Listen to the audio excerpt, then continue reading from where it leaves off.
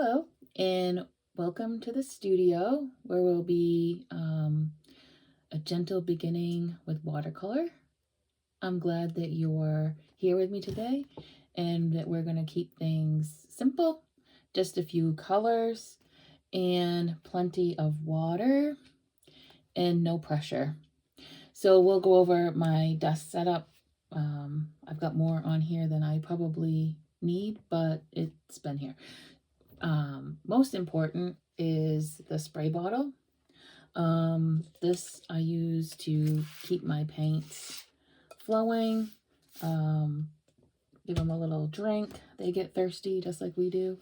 And got my paper here, your color palette, two things of water. Generally, I like to try to keep one for rinsing my brushes and one for clean water for techniques and stuff. But if you've been with me for any length of time on YouTube, you will see that I quickly get both of them dirty. So this course is learning about painting with watercolor slowly and gently.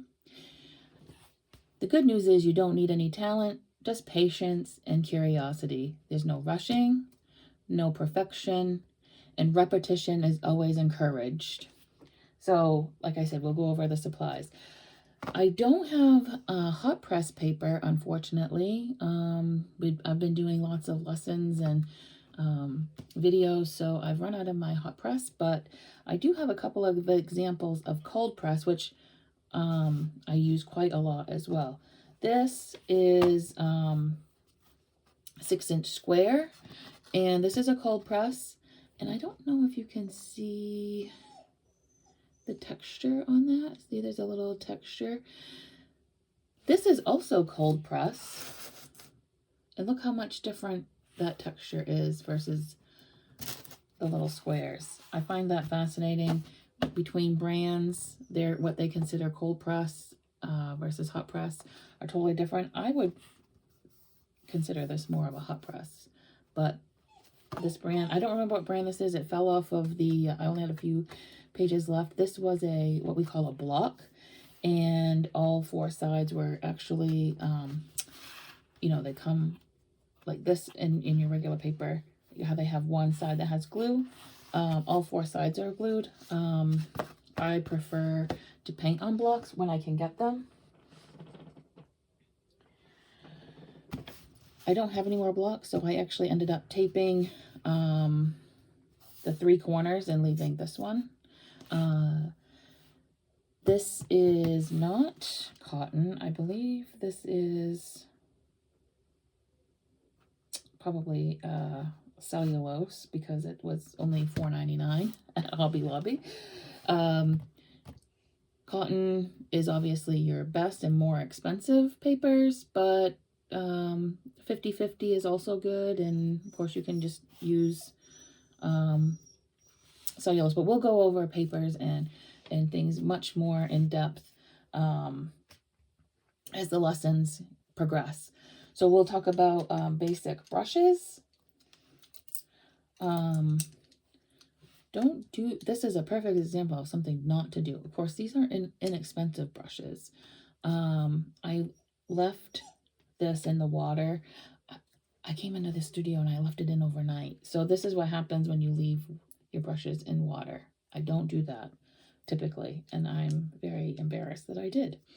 But what will happen is the wood will swell, and then the ferrule gets, when it dries out and actually shrinks back, this has already been spread out because of the swelling of the wood, and then this gets loose and falls off. So we don't want to do that. Oh, we're going to go over the brushes. This is probably one of my biggest that I have. It's a 22.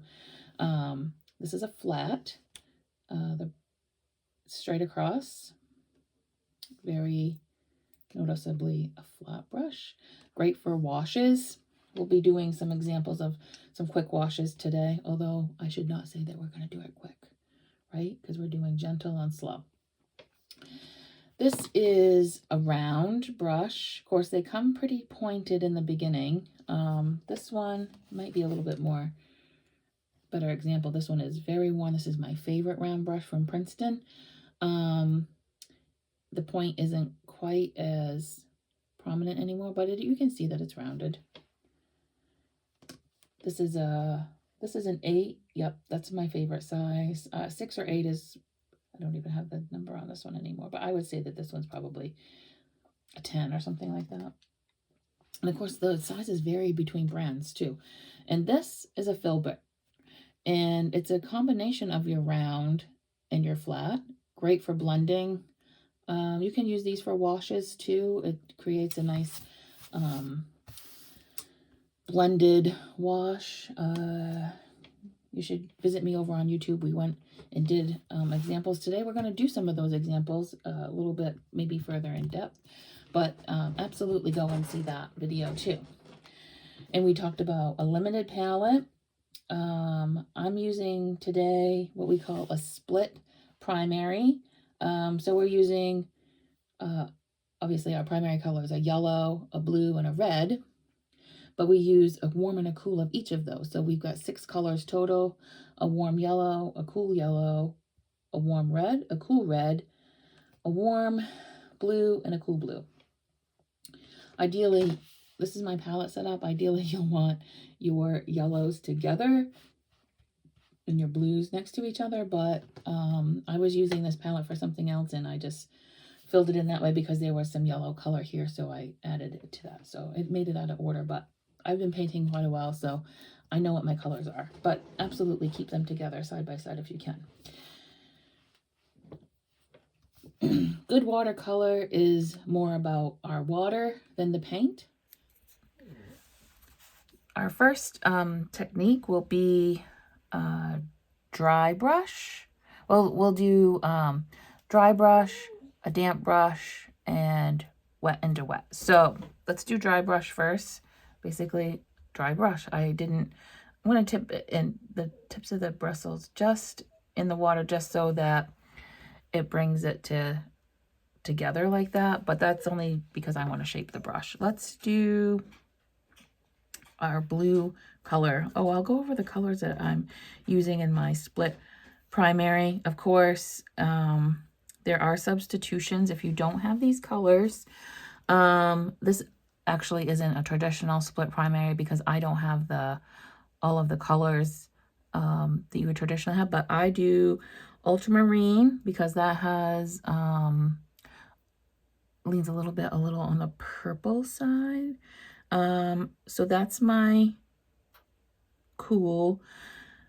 Deep yellow is or ochre. That's a warm. Phthalo blue, that's my my cool blue. Vermilion red, that is my warm red. Rose, because it leans a little bit more towards purpley color, bluey purple, is my cool. Lemon yellow is my cool yellow. I do have black on the palette, just because we were doing some other projects, and that's there over here. So we're not using it, but it is there if you see it, and you'll be like, why is there another color on there? This is more red color. I needed it for another project, but it was that's vermilion. So I just shaped the brush in the water, so there's barely any. We did get some color on the tip there. This is a dry brush. Let's see what that looks like on the... I guess I have a little bit of ochre in there.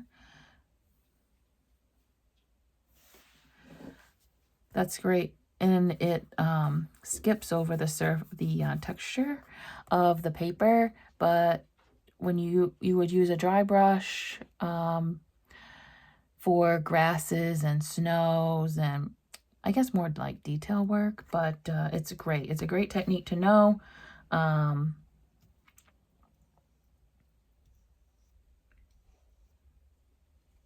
That's very little water, a lot more paint. Now I've dampened my brush, I've rinsed it off and dampened my brush, but I also brush it up against the side of the container. I'm sorry, I don't have like a camera large enough to, and then wipe it off on I wipe it like this on my towel.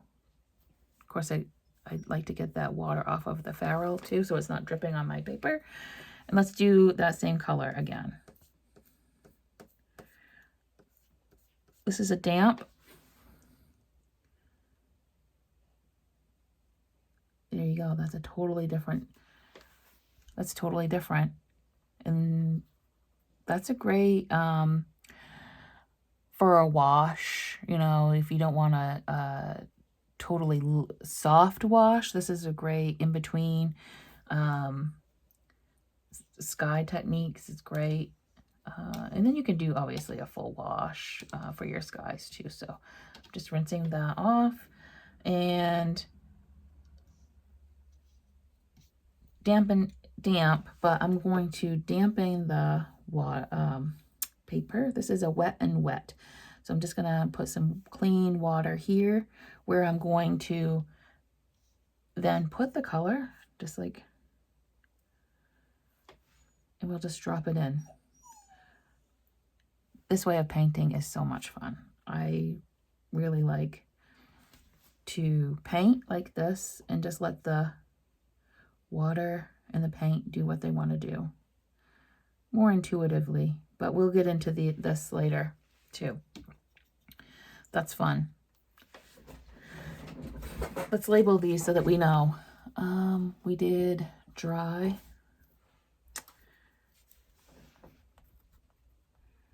brush, we did damp,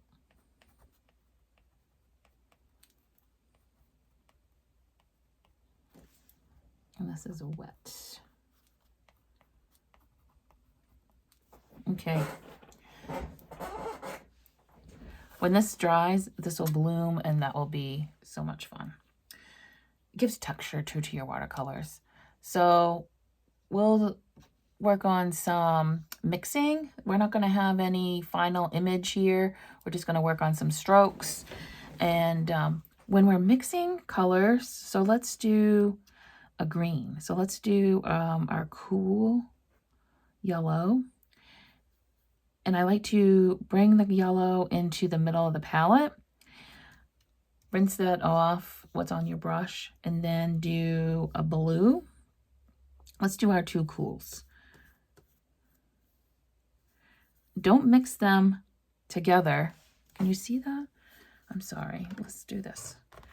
So see, I brought them onto the palette here. I'm not going to mix them right away. I'm going to let them kind of mix and mingle on the palette, you know, like something in the middle here. And then that way I have these pure colors here, but let's let them merge and mix on their own. That way we have a lot more vibrant color. These are our two cool colors.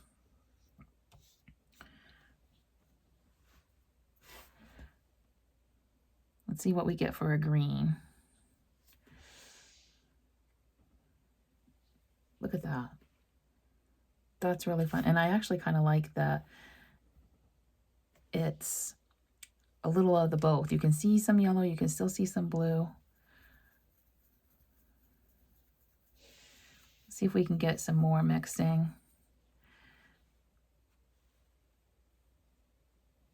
There, that's mixing them a little bit more together.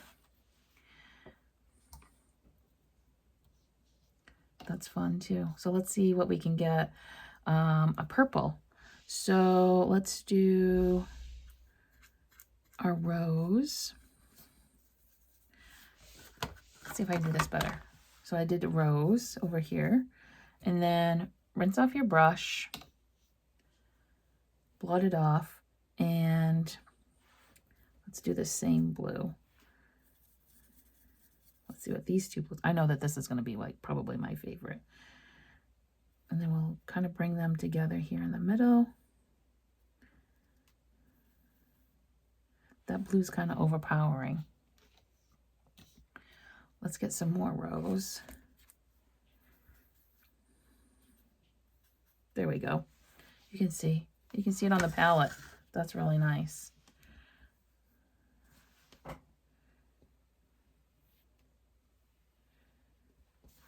That's a really pretty purple.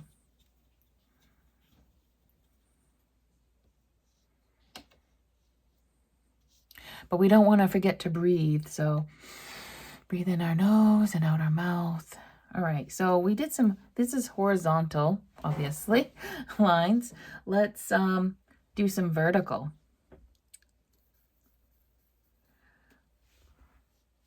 I like a flat brush for a nice flat skinny line. Those are fun.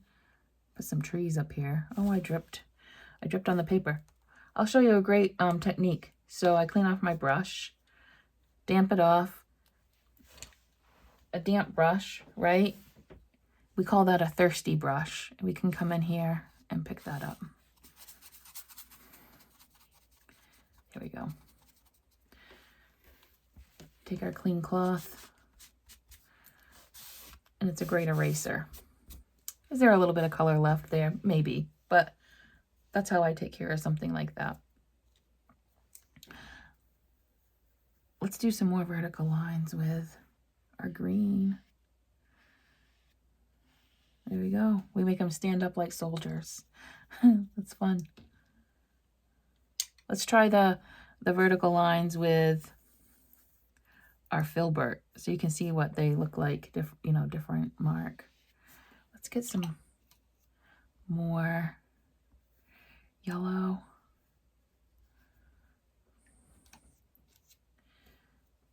More. Oh, let's make orange. That'd be fun. Right? A red and a yellow. All right, let's make some vertical lines with our orange. See how that's fatter?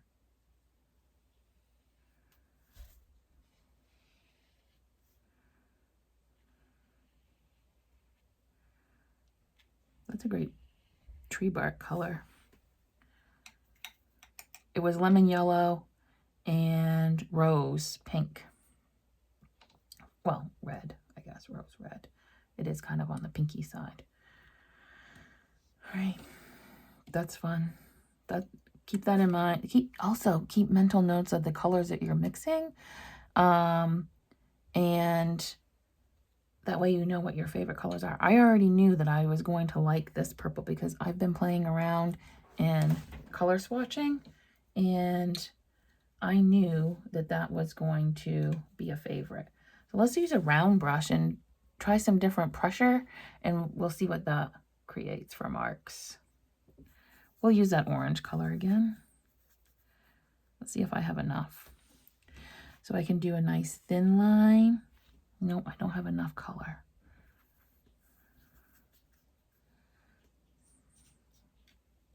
And the only reason why I'm rinsing my brush is to try to keep my colors clean. You don't have to. They get kind of dirty.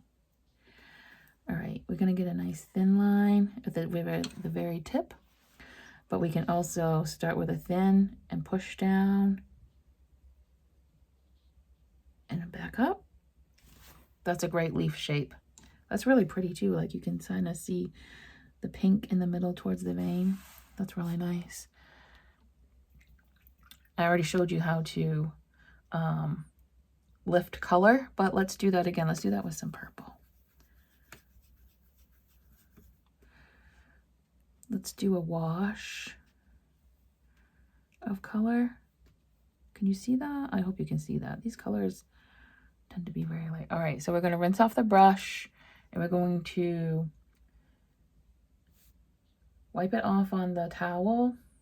For a damp brush, we're going to do our thirsty brush again, right? And then come in here, push down, and lift out some color. There you go. That creates a nice softness. I do that a lot on when you lay down a color and it's harsh like that. That's going to always happen. Then we just come in here with some clean water and soften the edges.